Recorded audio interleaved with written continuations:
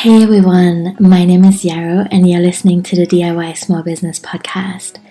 Thank you so much for joining me. This episode is really special for two reasons. Number one is we have come to episode number 50, which is really cool. This podcast isn't as old as my other one, Daydream Rules, which is approaching 100 episodes soon, so that's pretty cool. But it is also really close to my heart, and I'm just really happy to have gathered this body of work and to get to speak to so many different people and also answer questions in solo episodes. So yeah, celebrate with me. And the second reason this is special is that I interviewed Gina from Incandescent Tarot, and I just listened back to this episode, and I don't say that lightly, but my heart is so full because it's been really beautiful to just speak to Gina and feel less alone in navigating everything that's happening this year. I really loved watching her journey and the ways that she has pivoted in her business creatively and structurally, and there's just been so much nodding along in this episode, really, and I hope that you're listening and feeling inspired to find courage to bring more of your own intuition into your business decisions. Really remember that you are running a small business because you want to make the rules and that you get to do that, and that you really get to listen to yourself and what you need and how you want to be of service. That's some of the stuff that I've taken away from listening. So yeah, I really hope this serves you well. Not many updates from me. I'm recording this intro mid-November. I'm kind of winding down for the year. I have one more exciting project for web design that I'm working on this year. And otherwise, I'm taking a long break over the holidays. For 3 weeks, my calendar is blocked because I want to give myself time and space to process. And if you can, and if that's available to you, I really encourage you to go ahead and block your calendar as well, because it's been a lot and you deserve that downtime, as we all do, really. In the new year, in mid-January, I'm going to reopen the Embodied Business community, and there's going to be 15 places. You can get on a wait list if you like. I'm going to link to that in the show notes. And that's probably going to be the main way you can work with me in 2021, because I'm limiting the one-on-one work that I offer to focus more on the community, which has become such a beautiful place to be in. There's a lot more live content now. We have a monthly live tech drop-in support session now. We have group support session or group coaching, if you will, tons of live workshops, co-working spaces, and just a lot of engagement in the community on Mighty Networks. And I feel it's really become the beautiful, creative and supportive space that I always wanted it to be. And so I want to give this all my love and attention. And I also think that financially it's a more affordable way for people to receive long-term support as an alternative to working with me one-on-one for a shorter period of time. So yeah, I hope you'll check that out, and I would love to hear what you think about this episode. Thank you for listening. Hey everyone, I'm so happy to bring another interview session to you. I haven't interviewed a lot of people for the business podcast this year, so I'm extra excited to have Gina of Incandescent Tarot here today to talk about, well, many things. We've just said there's so much on our minds and like we're really open, but I think part of the reason I've invited Gina is that I followed her story for a few years. We first met on Instagram, and I almost want to say in the old days when this is where I used to meet people, because I want to already live in a future where we freed ourselves from social media, basically. So anyway, Gina and I met back on Instagram in the old days, and I've received readings from her. I so love and appreciate her newsletter, and I've seen her pivot in her business a few times in ways that really deeply inspired me. And I think we're recording this at the end of October 2020. Pivoting has been a big thing for all of us. So I thought this is a beautiful thing to dive a little bit deeper into. So Gina, thank you so much for making time. You're so wonderful. I love your work, and I'm so excited to talk to you. Oh, I'm so glad to be here. And the feeling is like beyond mutual. I'm just like, I remember you were one of the first people I found on the great wild internet. And I love that we can say like old timey style, like back in the old days of Instagram, which I feel like has gone through 20 iterations since then. But you were one of the first people that I found that I really resonated with. And so it's really lovely hearing you say those things about my work, because I feel like you were sort of the leader of all those changes. And I watched you do it. And I was like, okay, like here's someone who's really being authentic and present with themselves. And that was so nice and refreshing to see online. Oh, Gina, thank you so much. I had no idea that. Yeah, I had no idea. So that's really sweet to hear. Thank you so much. I want to begin by just kind of giving people an overview of what you do. And I know you do different things, but in your own words, like what feels true at the moment? I really like that you say in the moment, because I've been trying to find, a good name for myself, though self-description is not always my strong suit. But at the most broad level, I'm calling myself right now a tarot reader and a spiritual writer. So I do a lot of tarot readings online. I've been reading since I was 12, so almost 20 years exactly. And I've had my business for about 4 years now, which is crazy to say out loud. So I offer a lot of tarot readings. I used to teach a lot, and now I'm trying to transition to online teaching, which is my exciting new frontier. And then I also do like basically consulting sessions around spirituality and intuition. Yes, I love them. And I think you're holding such beautiful place for people to really have a sounding board. I remember my last reading that I had with you.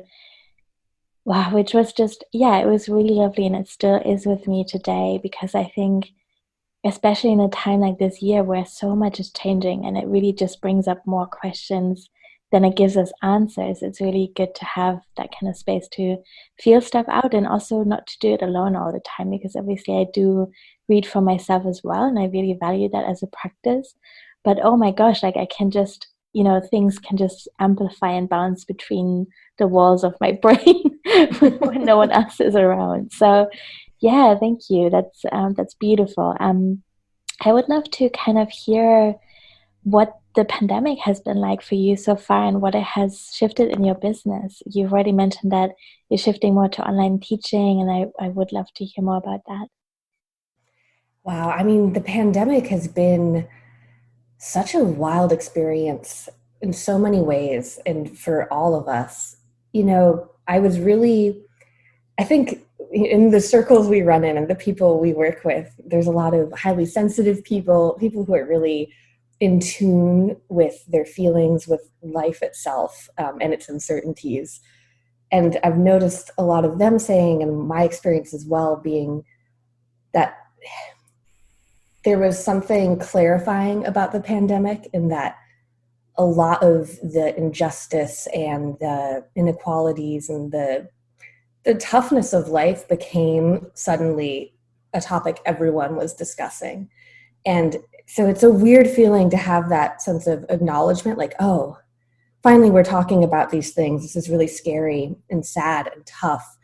But for me personally, I was surprised to have a sense of relief around it as well. Like now we can see how high the stakes are a lot of the times, and just how uncertain our world is.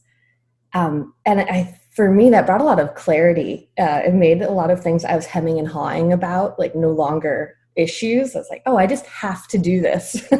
There was, and a lot of that was not so spiritual and lovely. It was also like financial, and like, what am I working with? How can I support myself?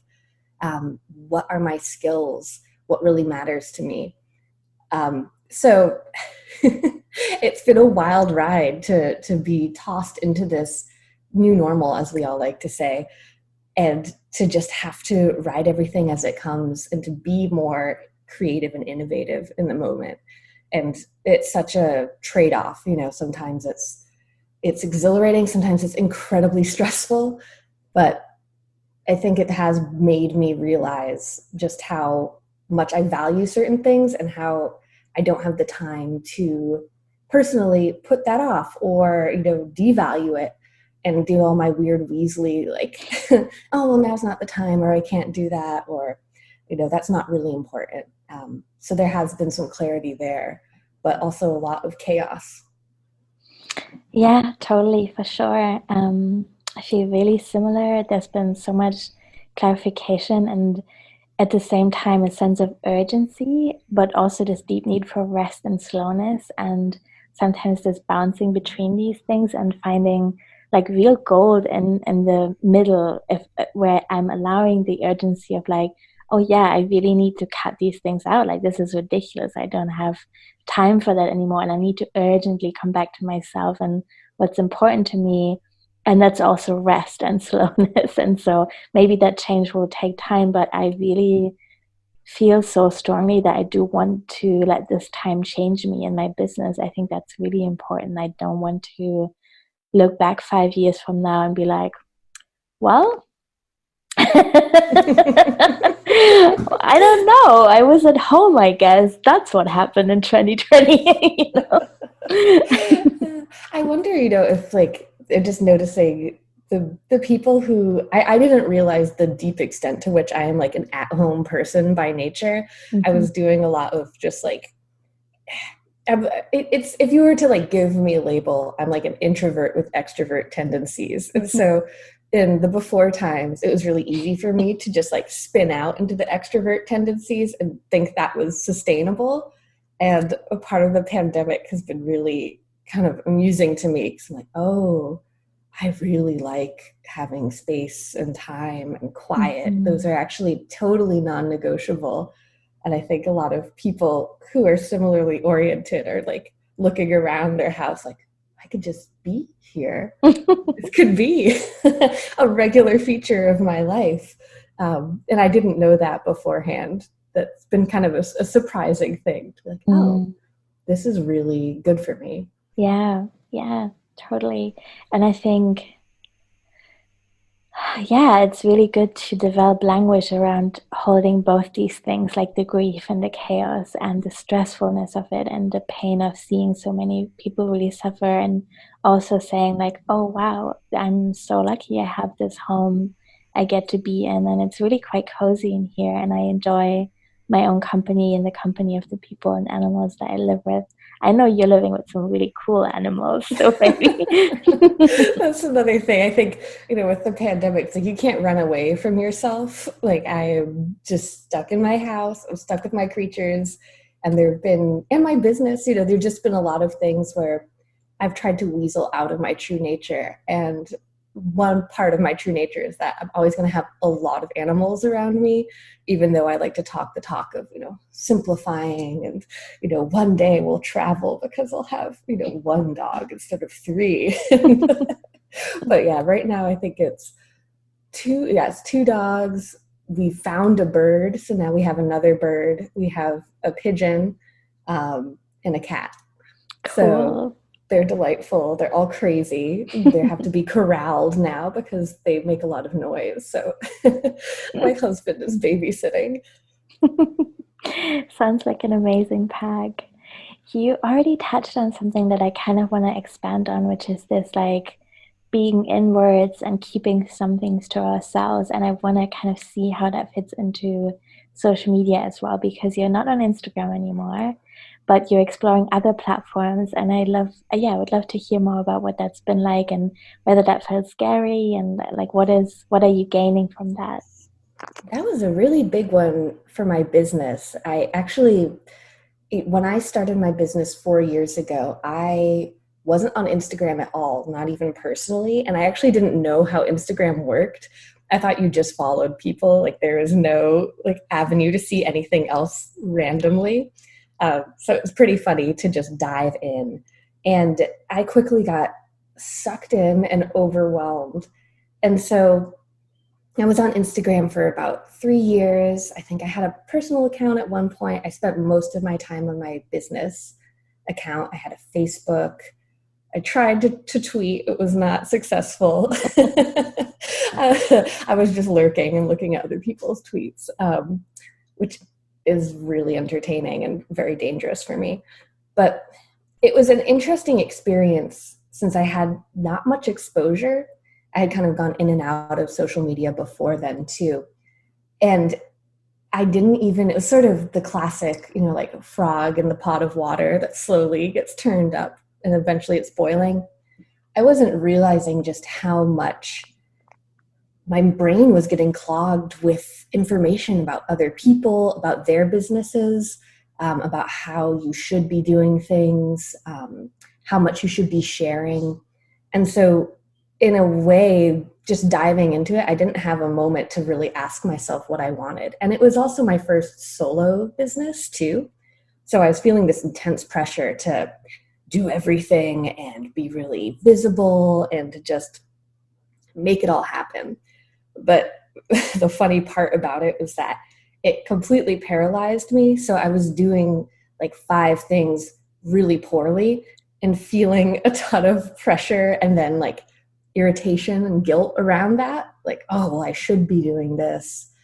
I should be posting more regularly on Instagram. I'm just bad at it. It was a really big old swamp that I was getting stuck in all the time. And I mean, it took me like 3 years to get out of it. And I think there's so much pressure around it, and there's no right or wrong answer. That's another thing too. Like for me, I just had to really look at myself and my quality of life and be like, is this helping or hurting me? And some people can use social media in like the most amazing, fluid, authentic way. And I was just running up against this brick wall time and time again. That was like, you are not one of these people. Like there is no middle ground for you. You are going to get sucked into rabbit holes. You're going to get caught in comparisons.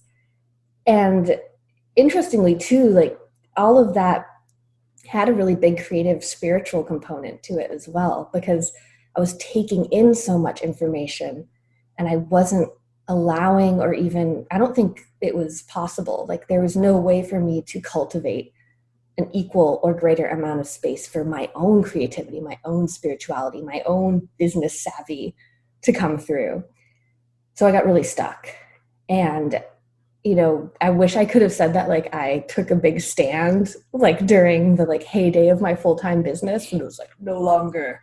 But I didn't. I had like a crisis and was like about to scrap my business completely. And so the prelude to that was getting off social media. And the pandemic kind of saved my butt because I was really close to getting rid of everything at that point. And then I had to get scrappy and creative with income and what I was spending my time on in my home. And then I decided to just try without social media, like really in a concerted way. So it's been a rocky road and it's definitely been something that I had to be like fully immersed in and like struggle through to see like, is this worth it for me? Is this worth it for my life, my business? Who I want to be as a person, and how I want to spend my time. Because, I think the biggest thing when I look back was like, it was so much time. And a lot of that time was not, I don't like the word productive because it feels like we should always be productive, but it wasn't productive on many different levels in terms of feeding my soul and what makes my life positive and beautiful and complex, and not always positive, but rich. And it definitely was like a huge ball and chain around my business because I was just like hobbling around like, oh, nothing's adequate. I'm just spreading myself so thin. So I've been really surprised at how open and inspired I am not spending time in those spaces. Yes, I was just nodding along, which people can't hear or see. So yeah, just want to affirm that I resonate so deeply with so much of what you shared. I have a similar experience of really feeling this openness and inspiration, and the knowing that the overwhelm can come so quickly. And I think the narrative is so strong, especially when you're starting out. Like you have to be on there all the time, and ideally on multiple platforms, whether or not they actually suit your message or the kind of environment that you want to be in, like Twitter being such a good example. I took that really serious in the beginning, and I built up to, I think, 4,000 followers before I deleted it, because fucking hell, like it's so fast paced. I'm not suited to those kinds of conversations, right? Like I have an idea and then like you refresh 2 minutes later and the conversation has like gone It's on like and the on. ship has sailed. You're like, Yeah, what's even totally. happening? Totally. And so like if I had had the courage and the mindfulness, or like the intention in the beginning of my business of really sitting down and be like, what kind of content am I actually enjoying creating? Like, what is sustainable for me to do on a regular basis? It would have been so clear that that's not Twitter. Totally, right? But then on the other hand, I also want to have so much compassion for us just doing this thing that we didn't know how to do, that we've done for the first time, that really no one teaches you how to do. And of course, you look around yourself and you're like, well, like what's working here? What can I do? And what can I do that's free as well? Like what's a starting point that's relatively low risk, at least financially? And I think that brings up another interesting question, because people always say, well, social media is free, but I really want to question that and say, we are pouring so much energy into creating free content, and that is a currency, and that is taking time away that we could be making money in other ways. So this is not free at all. Um, I am on Instagram at the moment, which is all right, but I think it is all right because I don't have a smartphone anymore. So I don't have an app. I can't scroll in bed, morning or evening. I can just open it in my browser occasionally, and I go to specific people that I want to see. And then sometimes I post through my browser, but that's like, I'm just like you. I also would have otherwise felt unable to find some kind of middle ground or balance.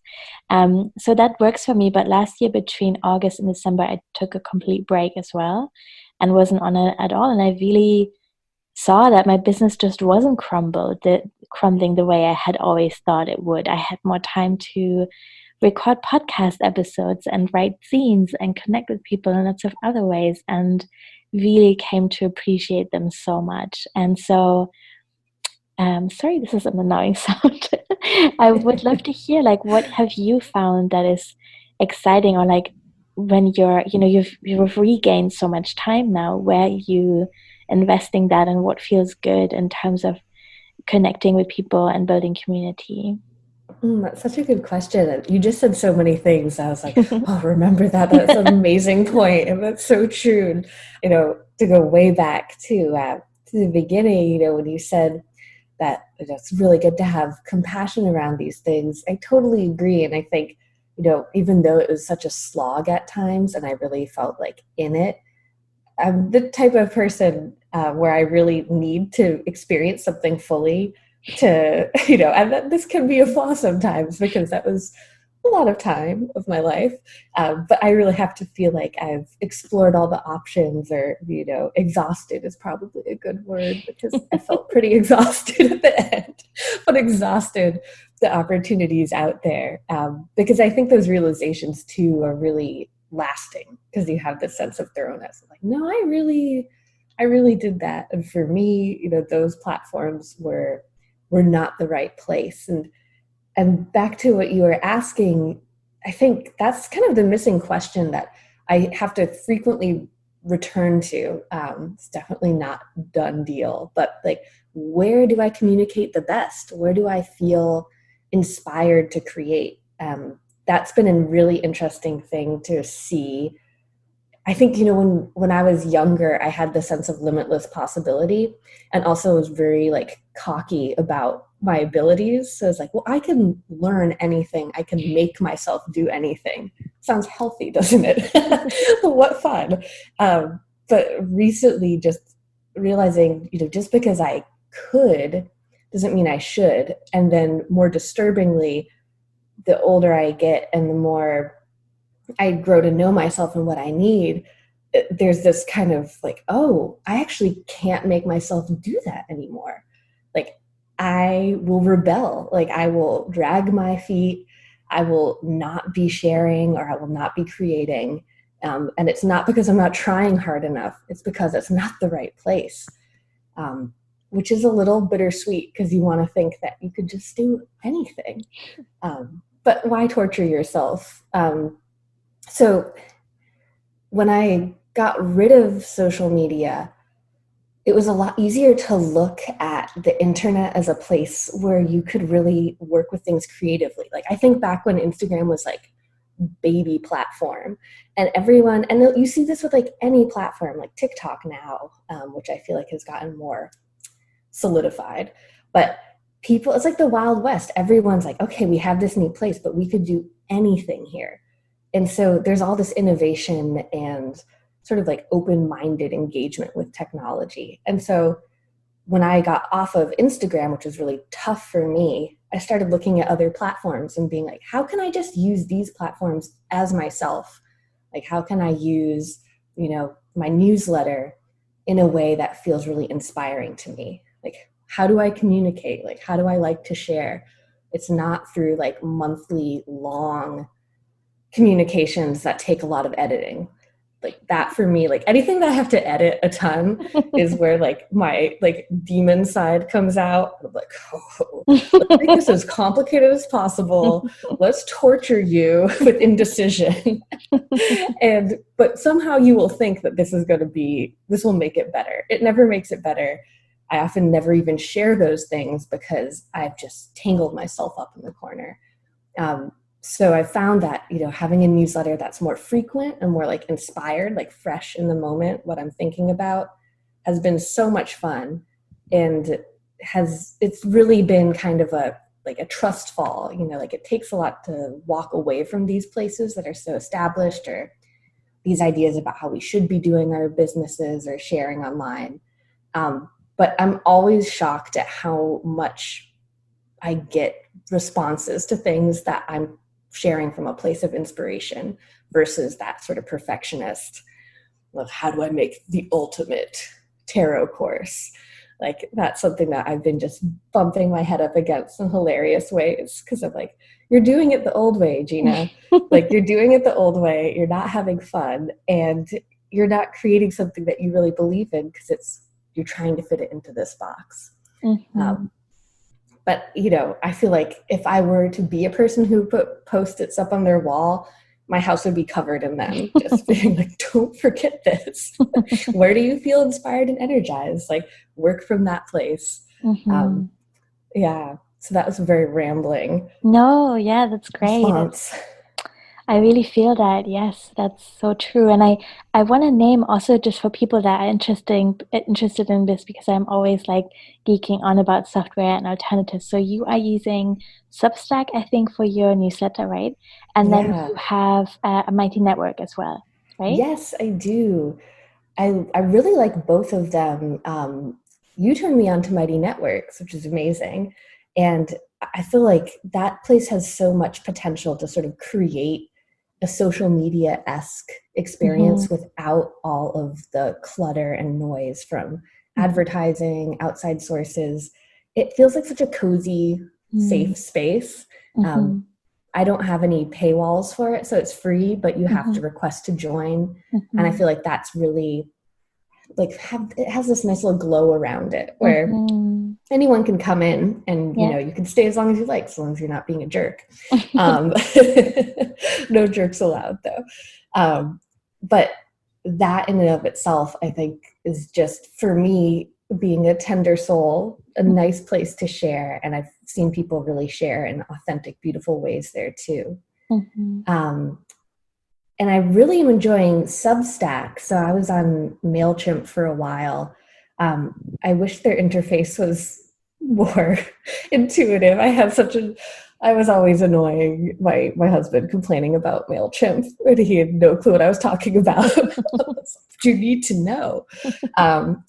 So I finally, bit the bullet and jumped ship. And then Substack is just so streamlined. It really works for me because it's very simple, and you can just send things out. It's really affordable. It's free, actually, which is chef's kiss, delightful.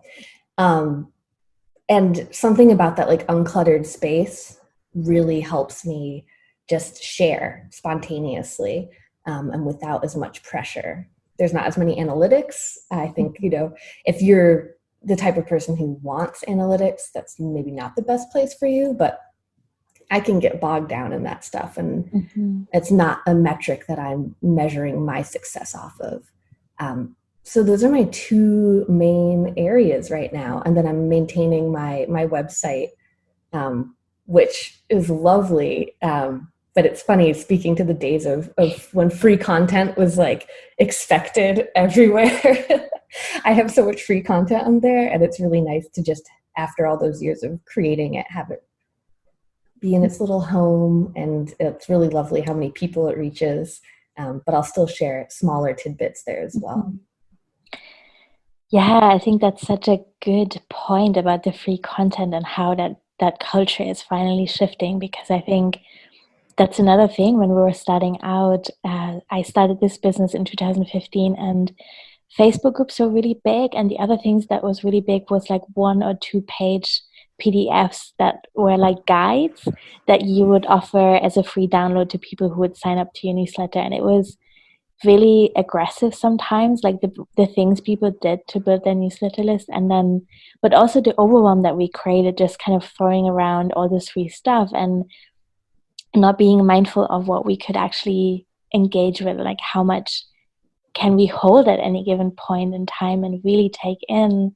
And then also building these huge newsletters of totally disengaged people that have like maybe used a newsletter address that they only use for spammy stuff, or like, you know, inviting like 100 newsletters into your inbox and then never reading any of them. And like, obviously that's totally okay if that's your jam. And I don't think it's wrong. I think it's just what we did, and it was okay. And again, like, we can give ourselves grace, but I really love also seeing that change and people recognizing that small is beautiful, and that it's much more powerful to have a small group of really committed people who just really love what you're doing, and they want to be hearing from you whether you give them a free PDF or not. That was so popular, and I still have, that I have a pop-up where you can get this. Oh man, I am so extra. Like this PDF, if y'all want it, like it is a primo PDF. It is like probably like 30 pages long. It's like its own little mini tarot instruction booklet. But I remember I would make so many things like that, and it would take me so long. And I never get paid for it, which is c'est la vie. Mm-hmm. I am glad to see the shift away from that, because I think it created this huge glut of information. And I actually think it really overwhelmed people too. Just you have all of these resources, but how do you actually like integrate and digest them? But it's funny because with my newsletter now, like I have probably about half of the people came from the PDF zone, and then half of them actually want the newsletter. So whenever I look at my statistics, I'm like, this is very evident. Like, there's so many people who just don't open it, which is totally fine. And then the people who are like, no, I really want to hear what you have to say. And the internet is kind of funny like that. We put out all of these things, and it's so, you just don't know what they're going to do, what they're going to bring back into your orbit. And there's something very magical about that. It's kind of like fishing. Like, who's going to find these little gifts? Who's going to actually get something out of them? Yeah, I agree. And there really is no way of knowing. And I think sometimes free stuff can also be beautiful. Like, I think especially if we do work that is so intimate and personal, it's really nice to give people a chance to get to know us in a way, like maybe hear your voice, whether that's in writing or in an audio or video, but just some kind of way of saying like, this is what it feels like to engage with what I do. And you can try that for free. I think there's nothing inherently wrong with that. It's just that it has blown up so much and become such a serious, overrated thing that I feel like everyone just feels overwhelmed by. So yeah, that's really interesting. I'm so happy that you found Substack as like a space that really works for you. And yeah, I had another follow-up question. Oh God, my pandemic brain. Give me one It's second. real. I know, right? Yeah, newsletter, free stuff. Oh yeah, yes. So you were talking about the content that's now living on your website, and I think that's another interesting aspect, isn't it? Because I think, well, it has so many beautiful aspects to it. Like, one, I really like seeing how our perspectives change over time, and I want to be honest, like a few weeks ago, I deleted a podcast episode, for example, because I was so embarrassed. I interviewed someone I was really admiring and still admire this person so much. And I was just really sounding like a 15-year-old teenager who was like, not at all able to string a sentence together, who hadn't really prepared. I had actually prepared, but I was just really nervous in the moment, and I just felt like that episode was just not providing any value, and I was just feeling embarrassed about it. And also there's other stuff on my website that I look back at and like, yeah, like that was just a different time in my life. I've learned and things have grown, but I wouldn't have grown had I not given myself that space to do the things and just try it in the first place. Like otherwise I would still be in employment probably. Oh gosh. And so and then the other component is, I think that, like you said, like you're kind of like you're putting your fishing net out there and you never know what happens. And it's so interesting how people sometimes organically just through Google searches still find really old content, but really resonate with that, and then kind of like, explore a whole thing in our world and become subscribers or work with us. And I have a blog post, for example. Please don't look it up. I think I have. I really hope I have. Like we're all like have our pens ready. Like, no. I think I wrote this when I was 27. It was called "What If I Want to Be Single Forever?" And that's so beautiful. Well, it's just super awkward. Like I still like the idea, and I think it was an important question to ask at that point in my life. But there was so much self-consciousness in the writing. So it feels really, really awkward and like just like cringy. Anyway, but for years and years, every single day, people would land on an article who had Googled, "What if I want to be single forever?" And so you really never know. That's the magic of the internet, right? Oh, that is so beautiful. And I'm just like, it's really fascinating. I think every day I kind of forget how the internet works, and that like I have stuff out there and like people find it. And I look at like my website traffic, I'm like, oh whoa, like people are looking at this. I'm very savvy, y'all.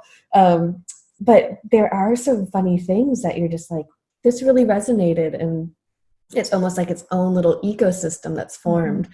Like, maybe you started the coral reef, but everything's growing off of it. And you go back and you look and like, whoa, this is really resonating. And there is something so strange about, I think it's also the nature of our work too, because it is much more, ephemeral, spiritual, however you want to put it. It really invites intimacy on a different level than say like blogging about finance. Who knows? Maybe there are some deeply intimate exchanges in that realm I don't know about. But, there's a really odd and kind of magical thing about like your past self is almost communicating with people. And I think there's something really tender about seeing that. Like I have some blog posts too where I'm like, whoa, girl, like you were in it and you just put it out there. And yeah, the writing, I'm like, whew, okay, I can see you second guessing yourself every paragraph, but there it is. And, people are still clicking and reading and finding something. But, it is odd as like being a private person and then having that just be out in the world. And there's something really beautiful. And I think that's too with like the free content. Like I don't have a lot of regrets around it. I know I spent a lot of time, but, part of my business ethos is really like fostering space for people and inviting people into tarot and spirituality and intuition, because I believe it's accessible to everyone and should be. So even though my younger self was like, had no boundaries and was like, take my 60-page PDFs, like have 5. I don't regret that because it really did give a lot of resources to people. But, now my writing is different. Now my sharing is different. And that's wonderful too. Mm-hmm. Yeah. I feel like everything we covered in the last 10 minutes or so also speaks to how important it is to play the long game. And I've been thinking a lot this year about what I need to stay committed, and almost like, I love the word devotion, and this idea that at some point discipline can become devotion, but really only if we're doing something that feels really true for us and is sustainable and regenerative and healing to us on multiple levels, and just kind of is what we need to do.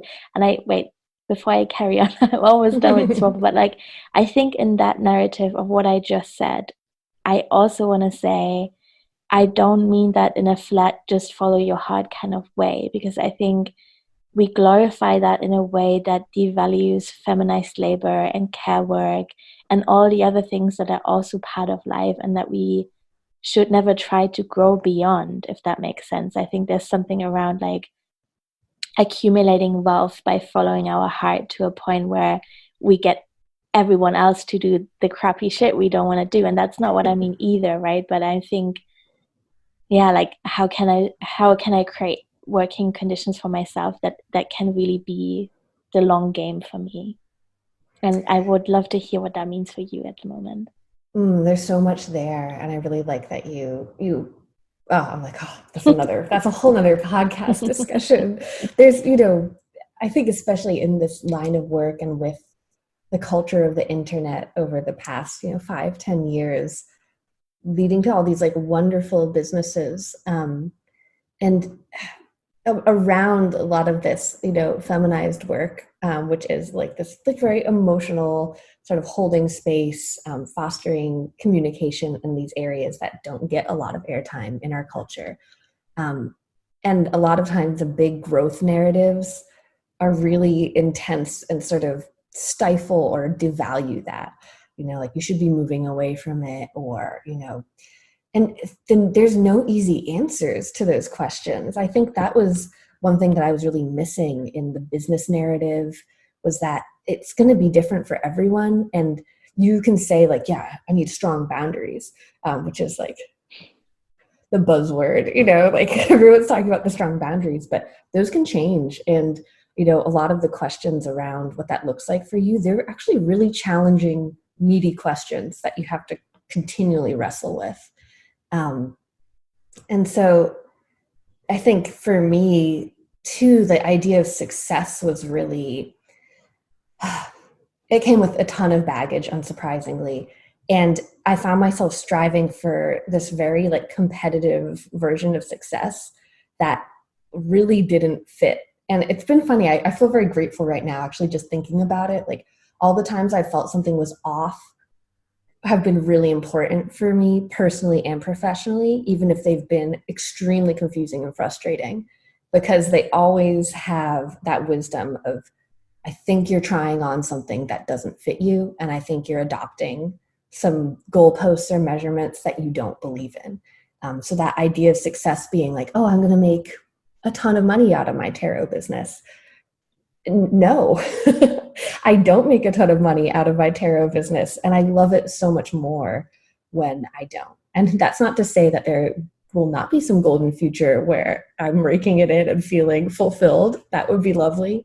But right now and overall, like my idea of success is more about connecting, honoring the work that I do, and really working with the people who need to be working with me.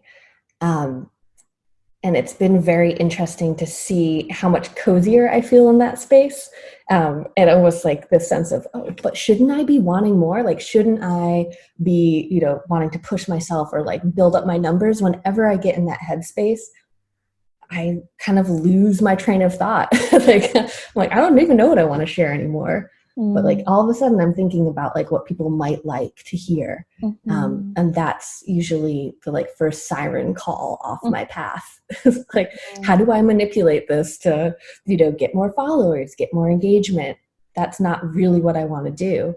Yeah. But it's so insidious. It's so just there all the time. It really is. Yes. I loved everything that you just said. I, both my podcasts yesterday published an episode called Exploring voluntary simplicity, because I never really resonated with the expression voluntary positivity, because I think poverty actually is violent. It's hardly ever chosen. It's way more complicated than that. I would never say, oh yeah, that's what I choose. But really choosing simplicity is like, yeah, totally. Oh yes, this feels so good. And wait, again, there was a really important thing I wanted to share. And I forgot. Oh God. Oh yeah. Okay. Sorry. Got it back. It didn't slip too far. But what you were saying about like just, I think the phrase redefining success isn't even capturing it, because that's also so overused and it doesn't really feel quite true. But I think you're totally right. It feels so cozy if we're just focusing on working with the people that were meant to work with us right now. And that feels really good. And also to give ourselves time to not always reach for the next big thing. And money is a part of that, definitely. Like in March, when things first really kicked off, I got so anxious about money, as I'm sure many of us were. And I lost a few projects that were local businesses that I had to shut down. So they weren't investing in the way that they had initially planned they would. And so I was really freaking out, and just kind of took a moment to allow myself to be with the fear and be like, okay, babe, what do you have to tell me? Like, what is really happening here? And trying to engage with that fear. And I think there was a younger part of myself that felt so insecure and like so unsupported in the world, and like having to figure everything out by myself. And I was then asking like, okay, what would I need to never worry about money again? And I allowed myself to do this thought experiment of being like, okay, so how many millions would I actually need to have like $1,000 a month for the rest of my life, where I can just like live a small, simple life on $1,000 a month? But like, how many millions is like, what do I really need to be able to maybe either live off the interest or something? And obviously, like, that's not something that's in any way within reach, but I was just like allowing myself to go there. And it really, I think, after a few days of panicking, came back to, I think this is so much more about creative resilience, of experiencing myself being able to pivot in a moment of stress and trauma, and seeing that I still have really good skills and I have experience, and I don't know what it looks like, but it's not something I could put a number on.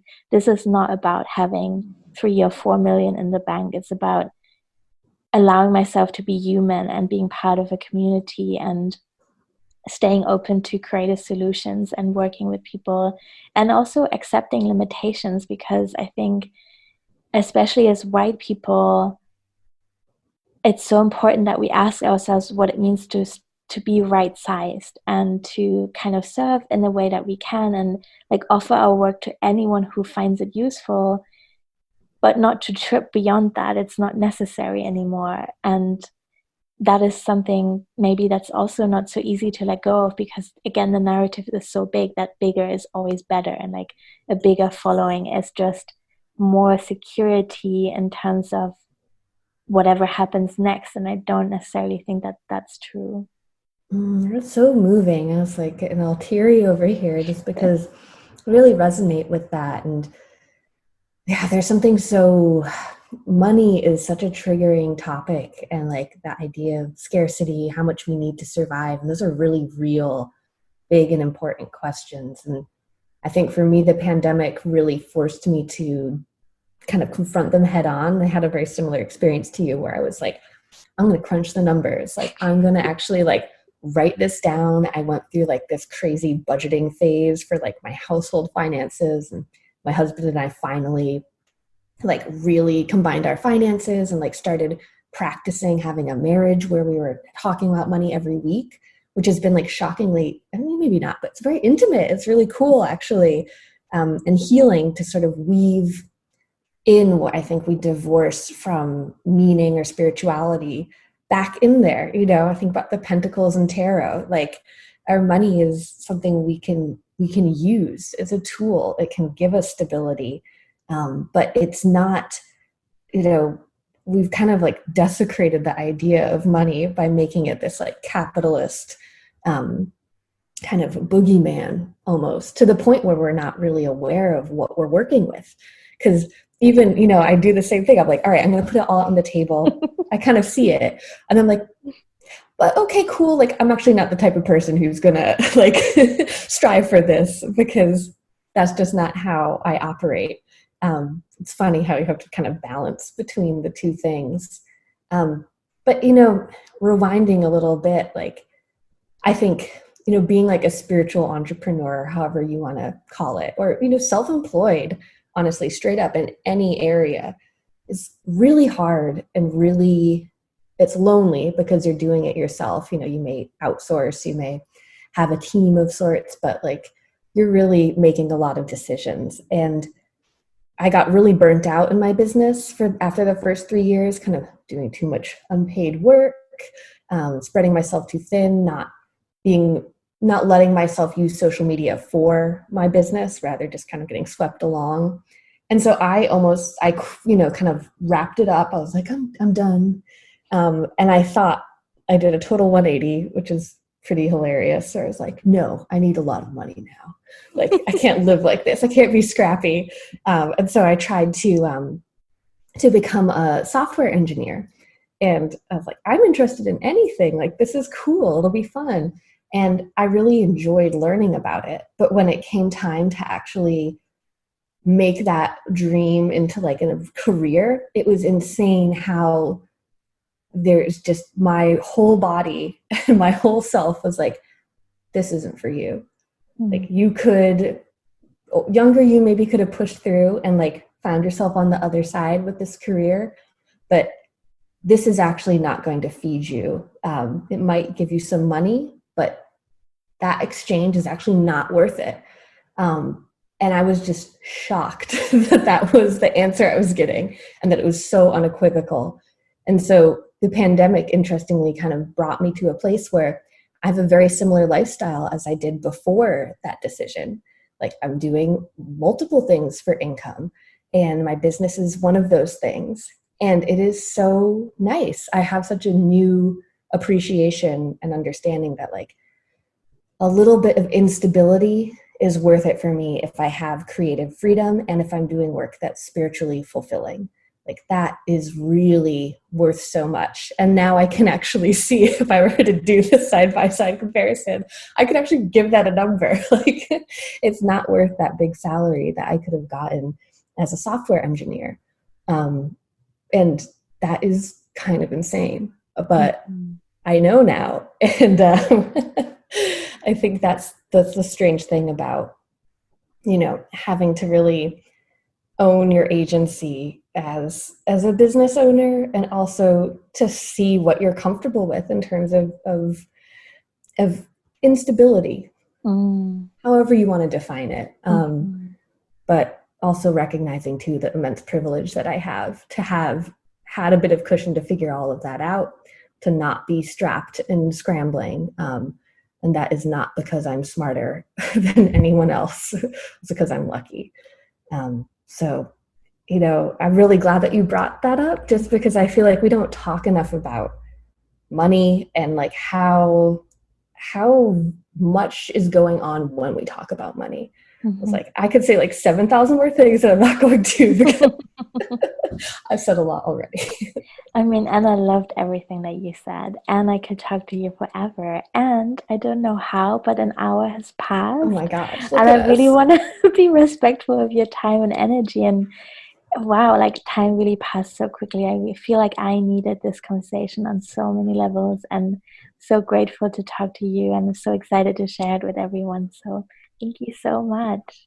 I feel so rejuvenated. It's been such a pleasure to share this time with you. And yeah, it's really cathartic and inspiring to talk with someone who's really been there and is doing so much wonderful work.